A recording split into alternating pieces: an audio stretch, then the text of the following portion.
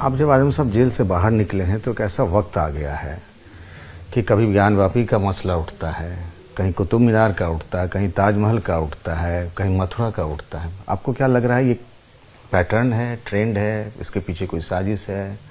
जो मस्जिदों का मामला है उससे पहला मसला बाबरी मस्जिद का था।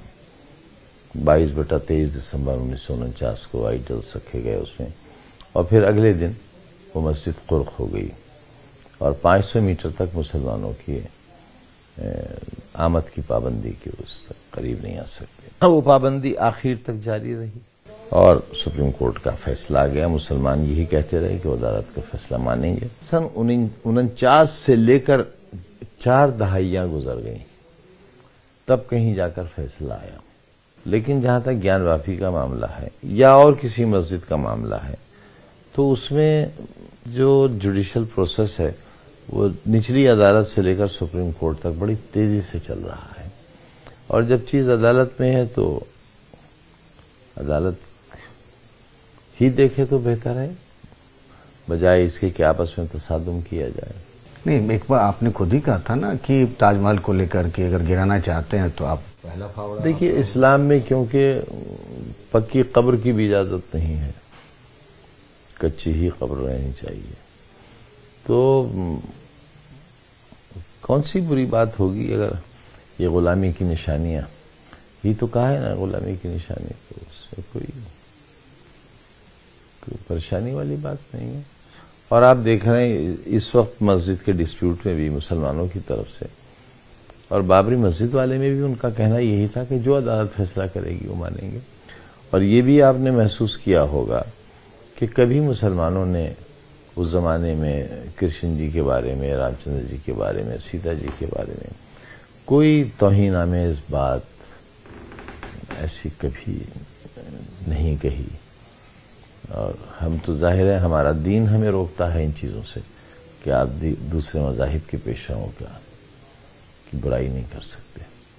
ये असदुद्दीन ओवैसी साहब अचानक आपके मुरीद कैसे हो गए? आप लोगों की बातचीत शुरू हो गई क्या? क्योंकि मुझे याद है आप जब जेल में थे वो आपके लिए दुआएं करते रहे थे मंच। जी, उसका शुक्रिया। मैंने तो जेल से निकलते ही कहा था, जिन लोगों ने मेरे लिए जितना भी किया है, जो भी अच्छे जज्बात किसी के भी रहे हैं या किसी भी लेवल पर मेरी मदद की है, तो मैं उनका मशहूर हूँ, बहुत शुक्रिया अदा करता हूँ। वो अगर मिलने आना चाहें आपके पास? देखिए, एक तो दूर बहुत है हैदराबाद से रामपुर, फिर जगह बड़ी तंग है। नहीं, यहाँ तो बड़े बड़े लोग आए हुए हैं। कहाँ? मैंने कई बार खुद ही देखा। अरे, मुलायम सिंह यादव से लेकर अखिलेश यादव तक सब। तो मैं तो वो पार्टी के मुखिया थे और अखिलेश जी मुखिया हैं, तो एक वर्कर के यहाँ आ जाते हैं तो उसकी इज्जत बढ़ जाती है। आप वर्कर हैं? जी। अखिलेश यादव से रिश्ते सब ठीक है ना? बहुत तरह की कहानियां आती रहती। ना ना ना, कोई वजह नहीं है खराब होने की, बज़ाहिर कोई वजह नहीं है। मैं अपने को उस जगह समझता ही नहीं इन हालात में कि मैं कोई शिकवा, कोई शिकायत, कोई दावेदारी करूं। क्योंकि जिससे उनको दिक्कत है, जिनको वो पसंद नहीं करते, शिवपाल यादव उनके चाचा, उनसे आप मिल लेते हैं। नहीं, जेल में तो मुझसे जो भी मिलने आए सबसे मिला। हाँ, कभी तबीयत खराब रही तो बहुत से अहबाब नहीं मिल सके और फिर पाबंदी बहुत सख्त थी कोरोना की वजह से, फिर बाद में तो मुलाकातें बंद हो गई थी। अब हफ्ते में एक शख्स मिल सकते थे, वो आए तो मैं जाहिर है मना तो नहीं कर सकता। अभी बड़ी चर्चा थी कि आजम साहब गए हैं विधानसभा में, विधायक की शपथ ली है पद की, तो आप और अखिलेश यादव अगल बगल बैठेंगे विधानसभा के अंदर, पर तस्वीर ही नहीं आई। बहुत चर्चा थी, आपने भी सुनी होगी। मैं जी, बस वो मुझे क्योंकि यूनिवर्सिटी की घबराहट में यहाँ वापस आना था तो शपथ लेकर फौरन रवाना हो गया था, क्योंकि यहाँ हर वक्त ये खतरा रहता है कि कब बुलडोजर खड़े भी रहे और हो सकता है इस वक्त भी खड़े हों यूनिवर्सिटी में। आपको क्या लगता है कि बीजेपी अपराजयी हो गई है आज की तारीख में? साहब, वो तो एक जात के अलावा किसी की ये दावेदारी नहीं हो सकती। समझा नहीं। बस बादशाहत ऊपर वाले की ही कायम रहेगी। बाकी बहुत बड़े बड़े बादशाह आए, रूलर्स आए, सैकड़ों साल हुकूमतें रहीं, नहीं भी रहीं। आप एक बड़े सीनियर लीडर हैं, इसीलिए मैं पूछ रहा हूँ, आगे चुनाव जो है 2024 का, एक बहुत बड़ा चुनाव, आपको लगता है कांग्रेस के पास वो लीडरशिप है जो बीजेपी के खिलाफ लड़ सकती है, या कोई दूसरा विकल्प देखा जाए दूसरी क्षेत्रीय पार्टियों का? अभी इस वक्त तो अपने बिखरे वजूद को, अपने बिखरे जिस्म को, अपने बिखरे हुए दिल दिमाग को समेटने में ही लगा हूं। इस तरफ सोचता हूं तो सर में दर्द होने लगता है, तो सोच ही नहीं रहा हूं इस तरफ। जेल में कभी ऐसा लगा आपको कि आपका हिम्मत जवाब दे गई? क्योंकि जेल जाने के नाम से ही मतलब एक अलग खौफ पैदा होता है। नहीं, देखिए, हिम्मत तो जवाब न दिया है न देगी, लेकिन हाँ, जिस्म ने तो जवाब दिया। बीमारी की वजह से भी, तन्हाई की वजह से भी, बिल्कुल अकेला एक छोटी सी कोठरी में, जहां दूर तक। कितनी बड़ी कोठरी थी? कब्र से थोड़ी बड़ी थी। क्या आपको कभी लगा कि आपके खिलाफ जो ये सब कुछ हुआ वो आप एक मुसलमान हैं इसीलिए हुआ? अगर ऐसा हुआ भी तो उसकी क्या शिकायत है? वो तो मैं हूं, क्या कर सकता हूं। आजम खान कई बार खुले तौर पर नहीं, इशारों इशारों में बड़ी बड़ी बातें कह जाया करते हैं। अभी भी उनके पास कानूनी गलियारों से लेकर राजनीति के गलियारों में लंबी लड़ाई लड़नी है।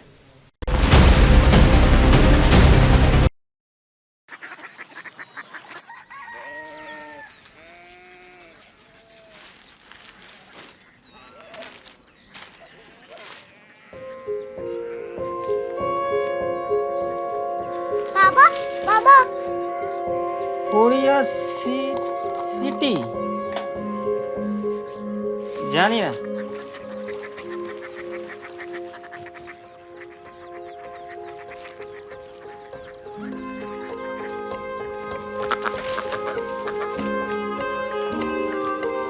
Korea city.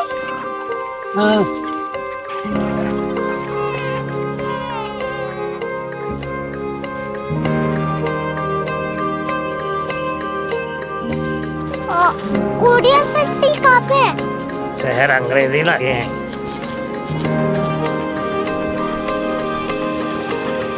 Korea city.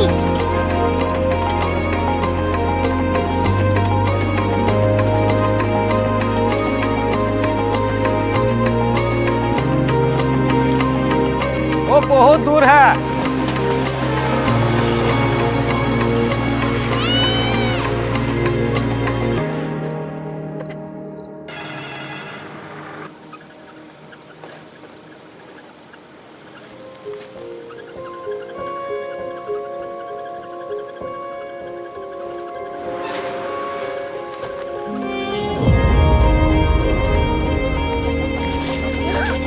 Korea city.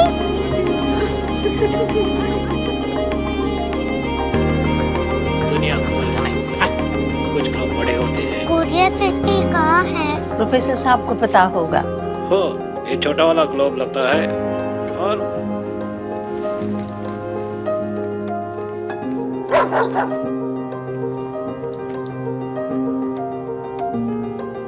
पता नहीं, मेरी बेटी से जाके मिल लो, शायद उसे मालूम हो।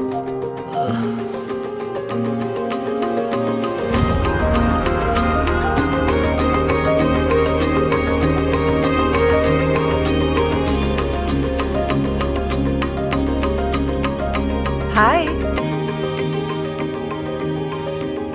बाबा ने भेजा है। Come here. Korea city. Korea city नहीं, क्यूरियोसिटी। वो क्या? That's what brought you here, जो तुम्हें यहाँ तक ले आया। क्यूरियोसिटी।